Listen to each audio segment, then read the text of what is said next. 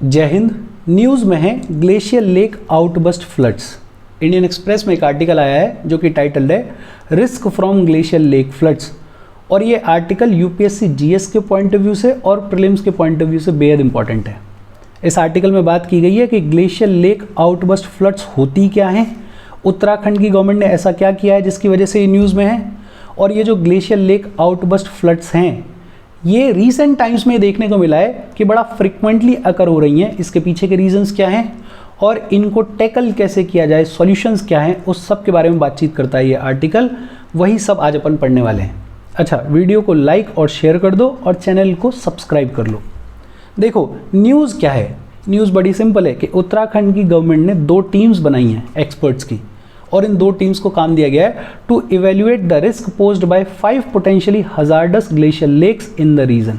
उत्तराखंड वाले रीजन में जो 5 हजार्डस ग्लेशियर लेक्स हैं उनकी वजह से क्या रिस्क हो सकती है उसको स्टडी करने के लिए, उसको इवेल्युएट करने के लिए उत्तराखंड की गवर्नमेंट ने 2 टीम्स बनाई हैं एक्सपर्ट्स की। और ये जो लेक्स हैं जिनकी बात हो रही है they are prone to glacier lake outburst floods, और ये ग्लेशियर लेक आउटबस्ट फ्लड्स क्या होता है उसी के बारे में ये आर्टिकल बात करता है, जिसके बारे में आज अपन पढ़ने वाले हैं। नेशनल डिजास्टर मैनेजमेंट अथॉरिटी जो कि ऑपरेट करती है मिनिस्ट्री ऑफ होम अफेयर्स के अंडर, और ये प्रीलिम्स के पॉइंट ऑफ व्यू से इंपॉर्टेंट है। एनडीएमए किसके अंडर ऑपरेट करती है? मिनिस्ट्री ऑफ होम अफेयर्स के अंडर। एनडीएमए ने 188 ग्लेशियर लेक्स को आइडेंटिफाई किया है इन दी हिमालयन स्टेट्स। ये जो 188 ग्लेशियर लेक्स हैं ये रिस्क पे हैं कि कल को अगर तेज बारिश हुई तो इन लेक्स में फ्लड जैसी सिचुएशन क्रिएट हो सकती है, और इन 188 ग्लेशियर लेक्स में से 13 कहाँ पर हैं? उत्तराखंड में हैं। और इसी के रिगार्डिंग कि ये ग्लेशियर लेक आउटबस्ट फ्लड्स क्या होती हैं, ग्लेशियर लेक क्या होती है, सबके बारे में बातचीत करता है ये आर्टिकल जो कि अपने को पढ़ना है। सबसे पहले हम बात करेंगे what are glacier lake outburst floods. Basically ये एक डिजास्टर्स इवेंट है। किस वजह से होता है? It is caused by abrupt discharge of water from glacier lakes. Glacier lake में से एकदम से बहुत ज़्यादा पानी का डिस्चार्ज हो जाए और ऐसी सिचुएशन क्रिएट हो जाए कि फ्लड आ जाए तो उसे बोल देते हैं अपन glacier lake outburst flood. Glacier lake क्या होती है? It is a large body of water that sit in front of, on top of और beneath a melting glacier. Glacier lake basically क्या है? वाटर बॉडी है, बड़ी लंबी चौड़ी वाटर बॉडी है जो कि जनरली ग्लेशियर के या तो सामने या टॉप पे या उसके आसपास होती है। और ये जो ग्लेशियर लेक है ये बनती कैसे है? जैसे जैसे ग्लेशियर विड्रॉ होता है, ग्लेशियर बेसिकली क्या है? Ice, snow. जैसे जैसे ये स्नो पिघलना शुरू करती है, ये आइस पिघलना शुरू करती है, ग्लेशियर विड्रॉ करना शुरू करता है, तो वो अपने पीछे एक डिप्रेशन छोड़ के जाता है, एक गड्ढा छोड़ के जाता है, और इस डिप्रेशन में बढ़ जाता है पानी।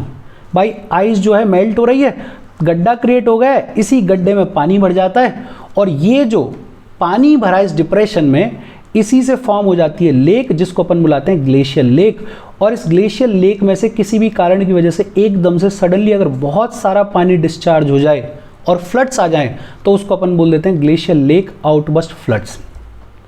जितना ज़्यादा ग्लेशियर पीछे की तरफ जाता है, रिसीड करता है, उतना बड़ा डिप्रेशन होता है, और जितना बड़ा डिप्रेशन होगा उतना ज़्यादा पानी होगा, और जितना ज़्यादा पानी होगा उतना डेंजरस हो सकता है ग्लेशियर लेक आउटबस्ट फ्लड।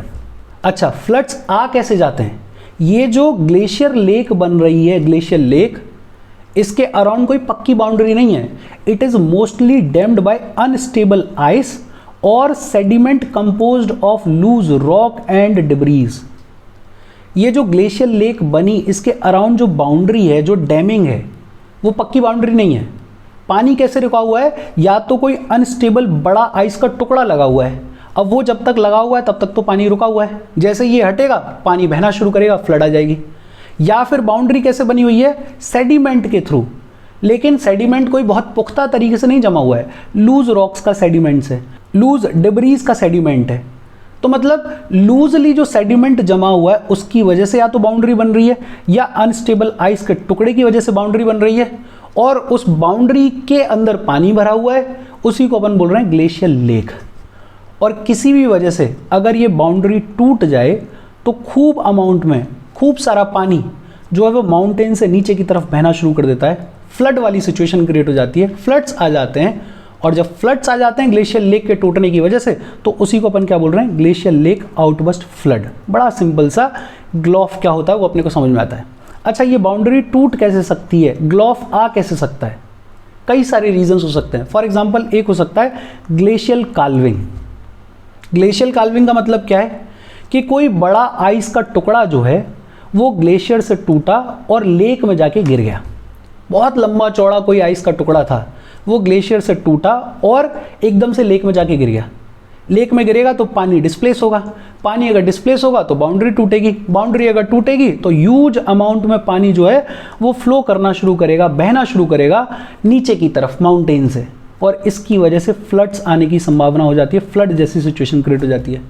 या कोई एवलांच आ गया, कोई लैंडस्लाइड हो गया, उसकी वजह से भी जो ग्लेशियर लेक है उसकी बाउंड्री टूट जाएगी, और बाउंड्री अगर टूट गई तो ह्यूज अमाउंट में वाटर जो है वो नीचे की तरफ फ्लो करेगा और उसकी वजह से क्या आएगा, फ्लड आएगा। ग्लॉफ की वजह से क्या होता है, एक लंबा चौड़ा large volume of water, large volume of sediment, large volume of de Vries जो हैं वो तगड़े फोर्स के साथ में, तगड़ी वेलोसिटी के साथ में नीचे की तरफ बहना शुरू करते हैं, फ्लड जैसी सिचुएशन क्रिएट हो जाती है, और इसकी वजह से वैली सबमर्ज हो जाते हैं, इंफ्रास्ट्रक्चर को नुकसान होता है, लाइफ को नुकसान होता है, मतलब हिंदी में अगर बोलें तो जान माल की हानि होती है। एक तरीके से प्रॉपर फ्लड्स आ गए। ग्लॉफ क्या होता है, अपन ने क्या बात करी, when there is abrupt discharge of water from glacier lakes, और उसकी वजह से जो फ्लड्स आते हैं उसको अपन क्या बोल रहे हैं, ग्लॉफ बोल रहे हैं, ग्लेशियर लेक आउटबर्स्ट फ्लड बोल रहे हैं। रीजन क्या हो सकता है, ग्लेशियल काल्विंग हो सकता है, एवलेंचेस हो सकते हैं, लैंडस्लाइड्स हो सकते हैं। फिर इसके बाद बात की गई है कि ये जो ग्लॉफ्स हैं, ग्लेशियर लेक आउटबर्स्ट फ्लड हैं, ये स्पॉटलाइट में क्यों हैं? बिकॉज रिसेंट ईयर्स में ये देखने को मिला है कि हिमालयन रीजन में ये ग्लॉफ के जो इवेंट्स हैं वो बहुत ज़्यादा देखने को मिल रहे हैं। ये जो इवेंट्स हैं ये ज़्यादा देखने को क्यों मिल रहे हैं? बिकॉज जैसे जैसे ग्लोबल वार्मिंग हो रही है, टेम्परेचर्स बढ़ रहे हैं, वैसे वैसे ये जो ग्लेशियर्स हैं ये ज़्यादा मेल्ट हो रहे हैं। ज़्यादा मेल्ट होंगे तो ज़्यादा रिसीड करेंगे। जैसे इस डायग्राम में ये अब यहाँ तक है आइस, थोड़ा थोड़ा रिसीड होने लगी, आइस सिर्फ इतनी रह गई, पानी ज़्यादा हो गया। ये जो पानी है रोकने के लिए इसके सामने जो फ्रंटल मोरेन है, जो सेडिमेंट है वो लूज है। अब जैसे जैसे पानी ज़्यादा होगा किसी पॉइंट ऑफ टाइम पे ये सेडिमेंट बह जाएगा, ये टूट जाएगी ये बाउंड्री, तो ये पानी नीचे बहना शुरू कर देगा और फ्लड आ जाएगी। तो एक रीज़न तो क्या है कि जैसे जैसे टेम्परेचर बढ़ता जा रहा है ग्लेशियर्स ज़्यादा मेल्ट हो रहे हैं, जिसकी वजह से ज़्यादा पानी इकट्ठा हो रहा है, और जब पानी ज़्यादा होगा तो जरा सा भी अगर बाउंड्री टूटेगी तो ह्यूज अमाउंट में वाटर फ्लो करेगा माउंटेन से नीचे की तरफ, उसकी वजह से आएंगे फ्लड्स। दूसरा, हम इंफ्रास्ट्रक्चर डेवलप कर रहे हैं इन दी वल्नरेबल एरियाज। पहले क्या होता था, जहाँ पे ये ग्लॉफ वाले इवेंट्स हो सकते थे वहाँ पे उतना इंफ्रास्ट्रक्चर नहीं होता था, तो अगर बाढ़ आ भी जाती थी तो जान माल की हानि नहीं होती थी। लेकिन अब हम इंफ्रास्ट्रक्चर भी डेवलप कर रहे हैं, तो जरा भी बाढ़ आएगी तो खूब सारा लाइफ एंड लाइवलीहुड का नुकसान होता है। और दूसरा ये भी है कि जब हम नेचर में एंटर करने की कोशिश करते हैं, एक हद से ज़्यादा इंफ्रास्ट्रक्चर को लेके घुसने की कोशिश करते हैं, तो नेचर भी रिटेलिएट करता है। वही हो रहा है यहाँ पे। एक स्टडी की गई और उस स्टडी ने बताया कि 1980 से लेके हिमालयन रीजन, और हिमालयन रीजन में भी पर्टिकुलरली अगर बात करें तो साउथ ईस्टर्न तिब्बत और चाइना नेपाल का जो बॉर्डर है वहाँ पे ग्लॉफ के इवेंट्स जो हैं वो ज़्यादा फ्रिक्वेंटली अकर हो रहे हैं। इंडिया में लगभग 3 मिलियन लोग, मतलब 30 लाख लोग, और पाकिस्तान में लगभग 20 लाख लोग रिस्क पे हैं because of the glacier lake outburst floods. और जो ग्लेशियर लेक आउटबर्स्ट फ्लड का सबसे बड़ी एग्जाम्पल है हमारे यहाँ पे, उत्तराखंड में 2 बार हुआ है। जून 2030 केदारनाथ फ्लड्स, बहुत लोग मारे गए थे इसमें, खूब जान माल की हानि हुई थी। और अभी रिसेंटली फरवरी 2021 में चमोली डिस्ट्रिक्ट फ्लड्स आए थे, जिनमें भी खूब सारा नुकसान हुआ था। ये ग्लेशियर लेक आउटबर्स्ट फ्लड्स के एग्जाम्पल्स हैं इंडिया में। अच्छा, सॉल्यूशन के तौर पे अपन क्या कर सकते हैं? नेशनल डिजास्टर मैनेजमेंट अथॉरिटी ने गाइडलाइंस इशू किए हैं। क्या गाइडलाइंस हैं?